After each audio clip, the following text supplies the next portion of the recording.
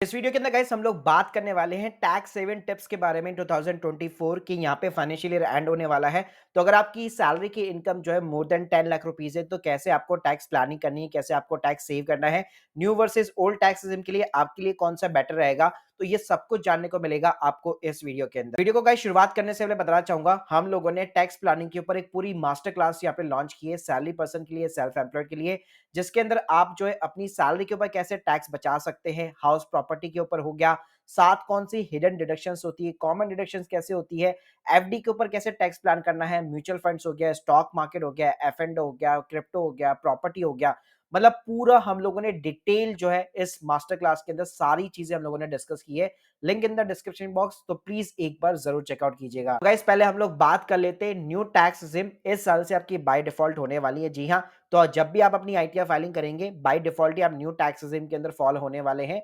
और अगर आपकी 10 लाख रुपए से ज्यादा की इनकम है तो ऑब्वियसली बात है टैक्स लगने वाला है, क्योंकि न्यू टैक्स रेजिम के अंदर 7.5 लाख तक की अगर आपकी बेसिक सैलरी है तो 50,000 की स्टैंडर्ड डिडक्शन के बाद में आपकी इनकम के ऊपर कोई भी टैक्स नहीं लगता है, क्योंकि 25,000 रुपए तक की आपको टैक्स रिबेट मिल जाती है। देखिए गाइस, अगर मैं टैक्स प्लानिंग की बात करूं कि यहाँ पे आपको कैसे टैक्स बचाना है, तो न्यू टैक्स रेजिम के अंदर आपके पास में ज्यादा ऑप्शन नहीं है, क्योंकि यहाँ पे आपको कोई भी डिडक्शंस वगैरह देखने को नहीं मिलती है। यहाँ पे केवल आपको स्टैंडर्ड डिडक्शन 50,000 की देखने को मिल जाती है। फैमिली पेंशन इनकम है तो वहां पे आपको एक स्टैंडर्ड डिडक्शन देखने को मिल जाएगी। बाकी ट्रांसपोर्ट, कन्वेंस अलाउंस है, ग्रेजुटी है, लीव एनकैशमेंट है, ये डिडक्शन अलाउ है। एनपीएस में अगर आपका एम्प्लॉयर कंट्रीब्यूट करता है तो वो डिडक्शन भी अलाउ है। और केवल जो रेंटल प्रॉपर्टी होगी उसके ऊपर ही जो होम लोन का इंटरेस्ट होगा उसके ऊपर आपको टैक्स बेनिफिट देखने को मिलेगा। तो देखिए, न्यू टैक्स रेजिम में आपके पास में ज्यादा ऑप्शन नहीं रहता है कोई भी टैक्स सेविंग करने के लिए। लेकिन देखिए गाइस, वहीं पे अगर मैं बात करूं ओल्ड टैक्स रेजिम के अंदर, तो वो आप यहाँ पे डेफिनेटली चूज आउट कर सकते हैं और यहाँ पे प्रॉपर तरीके से अपनी टैक्स प्लानिंग भी कर सकते हैं, जिसके अंदर आपको एचआरए, रेंट के डिडक्शन, होम लोन के डिडक्शन, एटीसी, एटीडी हो गया, सेविंग अकाउंट के इंटरेस्ट का डिडक्शन हो गया, एनपीएस का डिडक्शन हो गया और काफी सारे अलाउंस के डिडक्शंस आपको यहाँ पे अलाउ होते हैं। चलिए गाइस, यहाँ पे मैं आपको थोड़ा सा डिटेल वाइज बताता हूँ कि अगर आपकी 10 लाख से ऊपर की सैलरी है तो कैसे यहाँ पे आपको अपनी टैक्स प्लानिंग करनी चाहिए। तो इसके लिए यहाँ पे मैं डिस्क्रिप्शन बॉक्स में ये कैलकुलेटर देने वाला हूँ। ये एक डिसीजन मेकर टूल है हमारे यहाँ बना हुआ। तो इसके अंदर आपको क्या करना है, सिंपली तरीके से आपको अपनी सैलरी की इनकम डालनी है। जैसे कि मान लीजिए मैंने 10 लाख रुपए डाल दिए। उसके बाद में गाइस आपको अपनी सैलरी स्लिप उठानी है। अगर आपको एचआरए के बेनिफिट्स वगैरह मिलते हैं तो डेफिनेटली यहाँ पे आपको अपनी एक बेसिक सैलरी, कितना आप रेंट पे कर रहे हैं और कितना आपको एचआरए रिसीव होता है, ये चीजें आपको इंसर्ट करनी है। वैसे हम लोगों ने अपनी मास्टर क्लास के अंदर ये भी बता रखा है कि अगर आपको मान लीजिए एचआरए के बेनिफिट्स नहीं मिलते हैं या मिलते भी लेकिन अगर आप रेंट के ऊपर नहीं रहते तो स्टिल आप कैसे बेनिफिट उठा सकते हैं। तो ये चीजें इंसर्ट करने के बाद में आप यहाँ पे देखेंगे ओल्ड टैक्स सिस्टम के अंदर आपको एचआरए का बेनिफिट मिल जाता है, लेकिन न्यू टैक्स सिस्टम के अंदर ऐसा कोई बेनिफिट देखने को नहीं मिलेगा। इसके अलावा गाइस आपको सोडेक्सो के मील्स कूपन वगैरह मिलते हैं या फिर एलटीए का अलाउंसेस वगैरह मिलता है, तो ये चीजें भी आप यहाँ पे इंसर्ट कर सकते हैं। यहाँ पे आपको ग्रेजुटी या जितने भी अदर जो टैक्स फ्री अलाउंसेस होते हैं जो आपकी सैलरी स्लिप के अंदर स्पेशली मेंशन होते हैं, न्यू टैक्स सिस्टम में आपको कोई फायदा नहीं मिलेगा, लेकिन ओल्ड टैक्स सिस्टम में उसका आपको बिल्कुल फायदा मिलने वाला है। के बाद में गाइस इस साल से जो 50,000 रुपए की सैलरी के ऊपर जो स्टैंडर्ड डिडक्शंस होती है वो चाहे न्यू टैक्स रिजीम है या ओल्ड टैक्स रिजीम है, दोनों के अंदर आपको देखने को मिल जाती है। लेकिन जो प्रोफेशनल टैक्स लगता है कुछ स्टेट के अंदर लगता है, महाराष्ट्र हो गया, कर्नाटक हो गया, 1200 से 2400 रुपए तक का लगता है आपका प्रोफेशनल टैक्स। तो आप अपनी सैलरी स्लिप्स या अपना फॉर्म 16 के अंदर चेकआउट कर सकते हैं।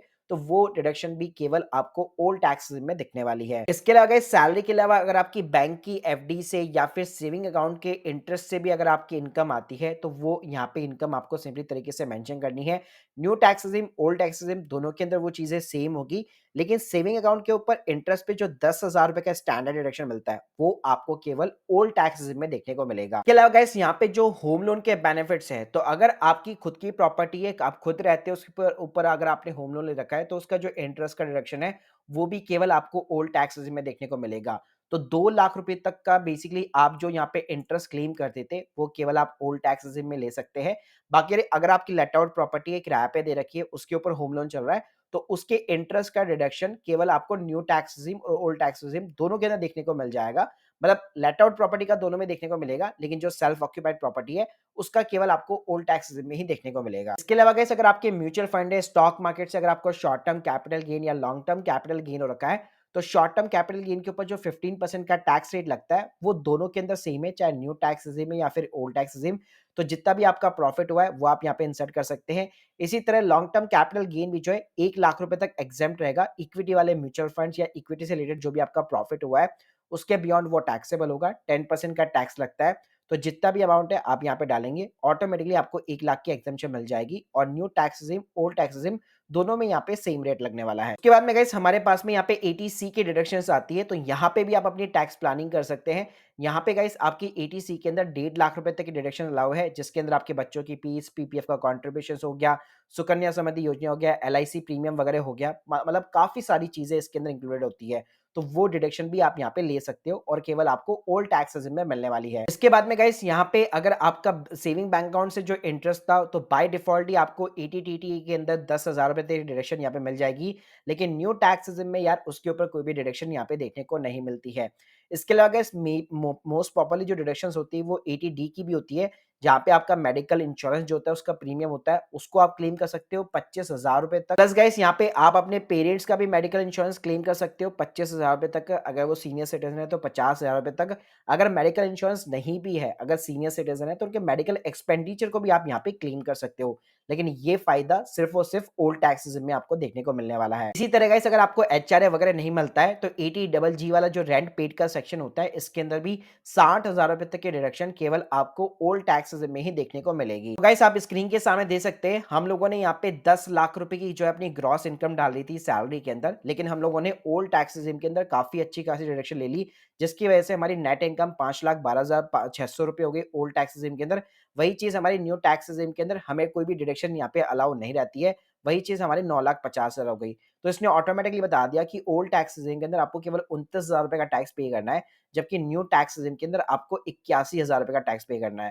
क्योंकि सिंपल सी बात है, न्यू टैक्स रेजिम के अंदर आपको केवल यहाँ पे स्टैंडर्ड डिडक्शन जो कि 50,000 रुपए की होती है, वो आपको देखने को मिल जाती है। इसके अलावा एम्प्लॉयर का कंट्रीब्यूशन हो गया एनपीएस के अंदर, वो आपको देखने को मिलता है। बाकी आप कहीं पे भी ज्यादा जो है टैक्स प्लानिंग वगैरह नहीं कर पाओगे।